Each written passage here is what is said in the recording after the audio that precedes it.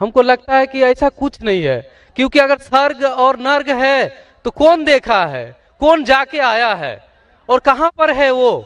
अगर कोई गया है या किसने बोला है, मेरा माथा काम नहीं करता है, कहाँ है? मुझे कभी कभी लगता है कि ना भगवान है ना खुदा है। अगर नहीं भी माने फिर भी वो हमें सब कुछ देगा। क्यों हम लोग वेट करते हैं हिंदू मुसलमान बनने के लिए? ऐसा लगता है हमें। तो हमको बहुत जानकारी अभी बाकी है, हम जानना चाहते हैं कि मैं कभी सोचता हूं कि खुदा है क्या नहीं है, क्यों लोग आपस में झगड़ते, स्वर्ग है क्या नहीं है, किसने देखा स्वर्ग है क्या नहीं है, तो क्या करना क्या जानना। भाई साहब आपने कभी किसी को 10 माले से खुद ही मारते देखा? भाई साहब नहीं देखा तो 10 माले से खुद ही मारेंगे? मारो खुद ही ना, क्यों नहीं मारेंगे? क्यों नहीं मारेंगे? क्योंकि मर जाएंगे मर जाएंगे। नहीं देखा फिर भी यकीन है? आपने किसी को मरते हुए देखा 10 माले से खुद ही मारते हुए? नहीं सर। सुना सिर्फ ना? सुना है। सुना, यकीन क्या है ना अपने बुद्धि पे। तो यही चीज, सब चीज देखना जरूरी नहीं। मैं स्वर्ग को देखूंगा तो ही मानूंगा। क्या आपको अमेरिका जाना जरूरी है मानने के लिए अमेरिका है क्या? नहीं। आज टेक्नोलॉजी बढ़ चुकी है भाई साहब। आप 10 मारे से खुद ही मार के एक आदमी को मरते देखेंगे फिर ही बोलेंगे अच्छा 10 मारे से खुद ही मारेगा तो इंसान मर जाएगा। ये जरूरी नहीं देखना। अपने बुद्धि से आपको इम्तिहान लेने पड़ेगा, क्या बात सच है क्या बात गलत है। तो आप जब पढ़ते हैं, जो शास्त्र पढ़ते हैं जो आपकी बुद्धि को नहीं संतुष्ट करता है, आप उसमें नहीं मानते, तो ऐसे शास्त्र पढ़ो जो आपकी बुद्धि को मनवाएगा। और मिसाल के तौर के ऊपर कुरान मजीद, आज अगर आप साइंस और टेक्नोलॉजी के हवाले से कुरान मजीद चेक करते, कुरान मजीद में एक भी आयत नहीं जो साइंस के खिलाफ है। आज आप 80% चीज मिसाल के तौर पे साइंस के जरिए कुरान मजीद की साबित कर सकते। 20% एम्बिग्युअस है, नीदर सच नीदर गलत। मिसाल के तौर पे साइंस ने आज ये साबित नहीं की क्या स्वर्ग है या नरक है, बराबर। साइंस ने ये भी नहीं साबित की कि दूसरी जिंदगी है, पुनर्जन्म, लाइफ आफ्टर डेथ। लेकिन अगर 80% 100% सही है, 20% डाउटफुल है, नीदर राइट नीदर रॉन्ग, मेरी लॉजिक कहती है कि इंशाअल्लाह ये 20% भी सही रहेंगी। ये अंधविश्वास नहीं है, ये लॉजिकल विश्वास है।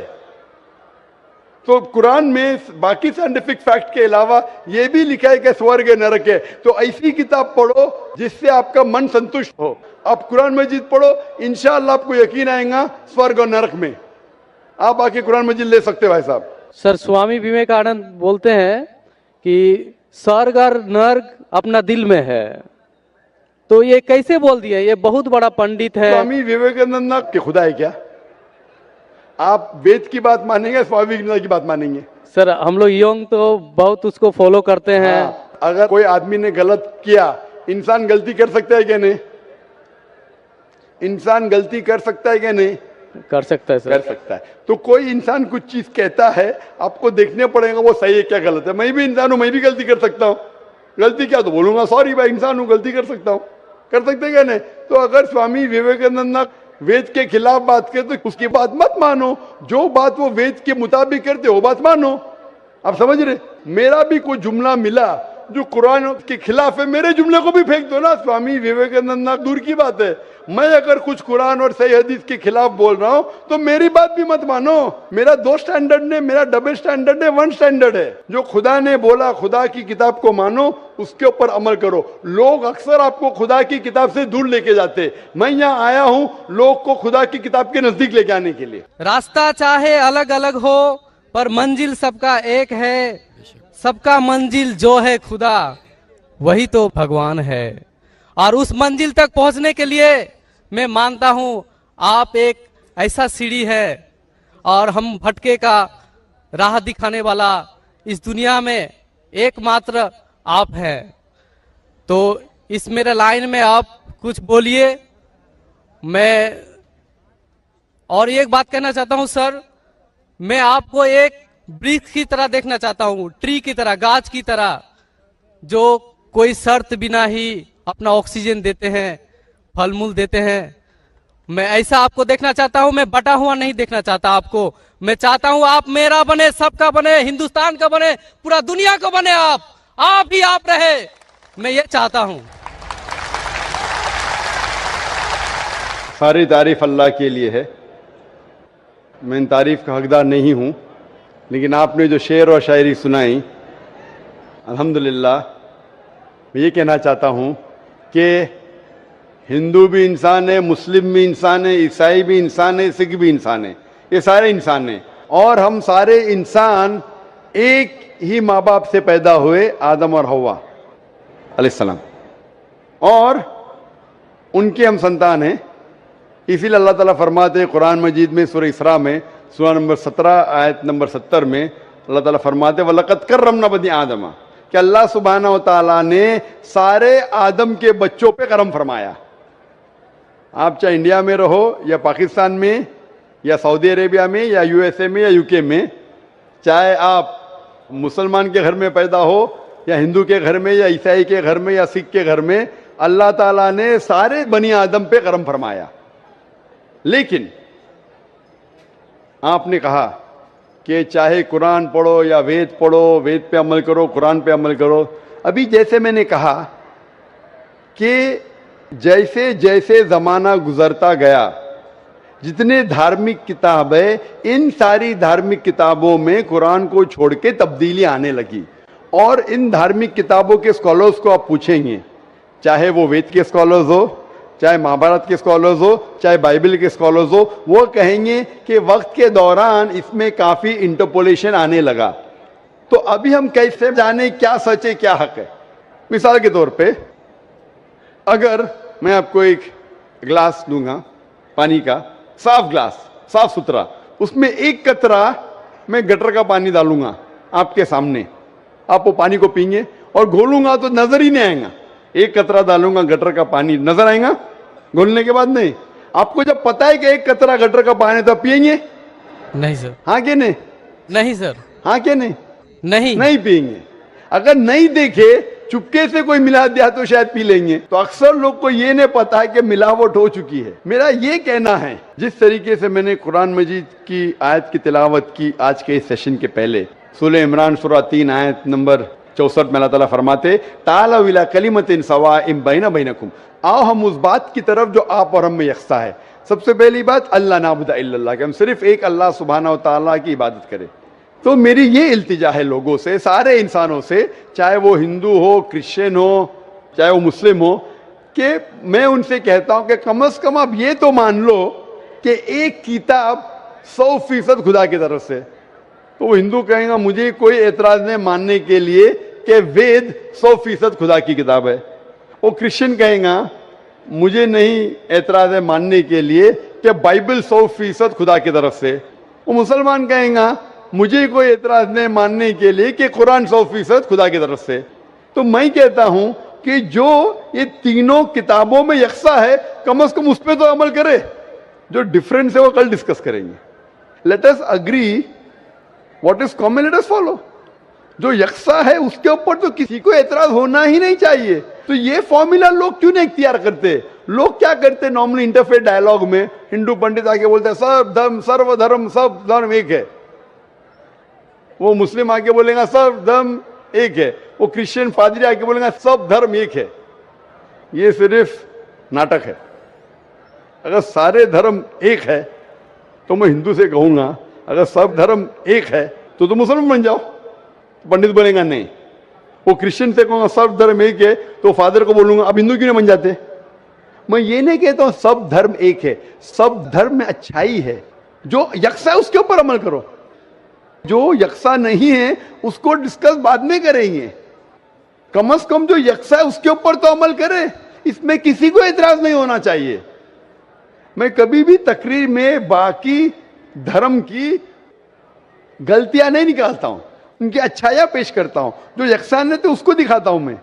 अनलेस कोई डिबेट में मुझे मजबूर करे तो अलग बात है, लेकिन अक्सर मैं धर्म की अच्छाइयां बयान करता हूं और जो यकसान है तो उसके ऊपर अमल करने के लिए कहता हूं।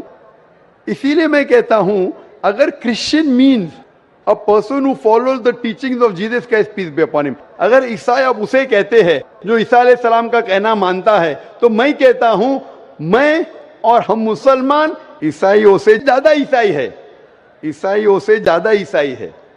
क्योंकि अगर आप बाइबल पढ़ेंगे ईसा अलैहिस्सलाम क्या फरमाते हैं, हम मुसलमान उसके ऊपर ज्यादा अमल करते हैं। बाइबल में लिखा है कि ईसा अलैहिस्सलाम फरमाते हैं कि एक भी चीज अगर आप ओल्ड टेस्टामेंट की नहीं मानेंगे तो आप जन्नत में नहीं जाएंगे। बाइबल में लिखा है बुक ऑफ लेविटिकस में कि आप सूअर का गोश्त मत खाओ। Book of Deuteronomy chapter number 14 verse number 8 में, book of Isaiah chapter number 65 verse number 2 से 5 में लिखा सूअर का गोश्त मत खाओ। हम मुसलमान नहीं खाते, लेकिन अक्सर ईसाई खाते। बाइबल में लिखा है बुक ऑफ एफिसियंस में चैप्टर नंबर 5 वर्स नंबर 18 में कि आप शराब मत पियो। Book of proverbs chapter number 20 verse number 1 में क्या शराब नहीं पीना चाहिए। हम मुसलमान शराब नहीं पीते, अक्सर ईसाई शराब पीते। बाइबल में लिखा है gospel of Luke chapter number 2 verse number 21 में पढ़ेंगे ईसा अलैहिस्सलाम का खतना किया गया था 8 दिन पे। मुसलमान की खतना होती है, लेकिन अक्सर ईसाई की खतना नहीं होती। तो अगर आप देखेंगे कि ईसाई का मतलब वो कि जो ईसा अलैहिस्सलाम का कहना मानता है, तो आप बाइबल पढ़ेंगे तो आप जानेंगे मुसलमान ईसाई से ज्यादा ईसाई है। उसी तरीके से आप हिंदू की किताब अगर पढ़ेंगे, हिंदू मानी क्या कि हिंदू एक्चुअली ज्योग्राफिकल डेफिनेशन है भाई साहब।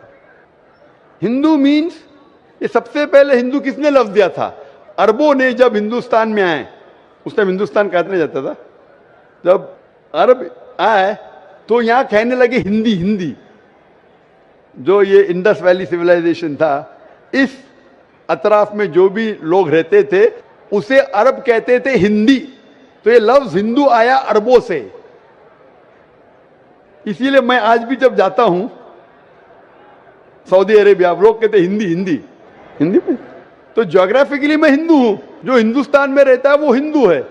और पंडित जवाहरलाल नेहरू कहते हैं कि ये लफ्ज हिंदू कोई भी हिंदू शास्त्र में आपको नहीं मिलेगा जब तक मुसलमान हिंदुस्तान में नहीं आए। अरब हिंदुस्तान आने के बाद ये लफ्ज हिंदू उनके शास्त्र में आया। उसका मतलब ये लफ्ज हिंदू दिया मुसलमानों ने। तो Hindu is a geographical definition. तो उस डेफिनेशन से मैं हिंदुस्तान में रहता हूं और मुझे गर्व है कि मैं हिंदुस्तानी हूं। तो उस डेफिनेशन से मैं हिंदू हूं। और अगर आप बोलते धार्मिक वेद पढ़ेंगे, तो वेद को पढ़ चुका हूं मैं, भगवत गीता पढ़ चुका हूं, महाभारत पढ़ चुका हूं। जो यक्षान है तो उसके ऊपर अमल करता हूं। जो अहम है, जो ब्रह्म सूत्र हिंदुइज्म का एकम ब्राह्मण द्योत्या नास्ते नैना नास्ते किंचन, भगवान एक ही है, दूसरा नहीं है, नहीं है, नहीं है, जरा भी नहीं है। तो ये कहना मंजिल एक है और रास्ते अलग है। मंजिल एक है लेकिन रास्ते अलग है, ये कह रहे हैं।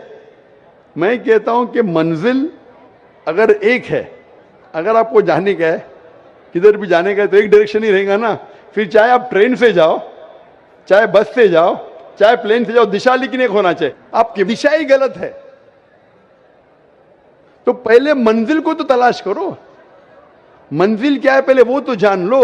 तो सारी धार्मिक किताब में मंजिल एक ही है कि खुदा एक है, उस खुदा का कोई अक्स नहीं है और सिर्फ उस खुदा की इबादत करना चाहिए। और सारी किताबों में, चाहे बाइबल हो, चाहे वेद हो, कुरान में लिखा है कि आखिरी पैगंबर जो आपको रास्ता दिखाएंगे मोहम्मद सल्लल्लाहु अलैहि वसल्लम में। बाइबल आप पढ़ेंगे, बाइबल में लिखा है गॉस्पेल ऑफ जॉन में चैप्टर नंबर 16 में वर्स नंबर 12 से 14 में ईसा अलैहिस्सलाम फरमाते हैं, I have many things to say unto you, but ye cannot bear them now. For he, when the Spirit of truth shall come, he shall guide you into all truth. He shall not speak of himself, all that he hears shall he speak. यहाँ ईसा अलैहिस्सलाम कहते हैं कि मुझे आपको बहुत कुछ कहना है, लेकिन आज आप समझ नहीं पाएंगे। जब वो शख्स आएगा, He, when the Spirit of truth shall come, he shall guide you into all truth. वो जब आएंगे, वो आपको सच्चा रास्ता दिखाएंगे और वो अपने आप से कुछ नहीं कहेंगे। जो उन्हें वही नाजिल होंगी वही कहेंगे और वो मेरी तारीफ करेंगे। ये शख्स जिसने ईसा अलैहिस्सलाम की तारीफ की, मोहम्मद सल्लल्लाहु अलैहि वसल्लम में कुरान मजीद में ईसा अलैहिस्सलाम का जिक्र है, 25 बार नाम से जिक्र है ईसा अलैहिस्सलाम का। तो बाइबल में भी लिखा है कि आखिरी पैगंबर जो आने वाले मोहम्मद सल्लल्लाहु अलैहि वसल्लम में। तो मैं ये कहता हूं सारे इंसानों से कि आप अपनी धार्मिक किताब को पढ़ो, समझो और ये तहकीक करो कि कॉमन क्या है। कम से कम कॉमन पे तो अमल करो। जो कॉमन नहीं उसके ऊपर डिस्कशन कल कर सकेंगे। तो कॉमन पे अमल नहीं कर रहे हो, बोलते मैं धार्मिक हूं, तो धार्मिक किधर हुए आप? जो डिफरेंस है उसके ऊपर बाद में अमल करो। कॉमन लिखा हुआ है कि खुदा एक है, खुदा के कोई अक्स नहीं है, उसके अलावा किसी की इबादत नहीं करना चाहिए। आखिरी पैगंबर मोहम्मद सल्लल्लाहु अलैहि वसल्लम के ऊपर तो अमल करो। कॉमन लिखा है कि शराब मत पियो, कॉमन लिखा है औरतों को हिजाब करना चाहिए, बाइबल में भी लिखा है, वेद में भी लिखा है, कुरान में भी लिखा है। कॉमन ये लिखा है कि जुआ खेलना हराम है। ये सब जो कॉमन है, आप मेरी तकरीर सुनिए। इस्लाम और ईसाईयत में यकसानियत, इस्लाम और हिंदुइज्म में यकसानियत, इसके ऊपर अमल करो और इंशाअल्लाह इस पे अगर कम से कम अमल करेंगे तो दुनिया में शांति रहेंगी और असल भाईचारा रहेगा।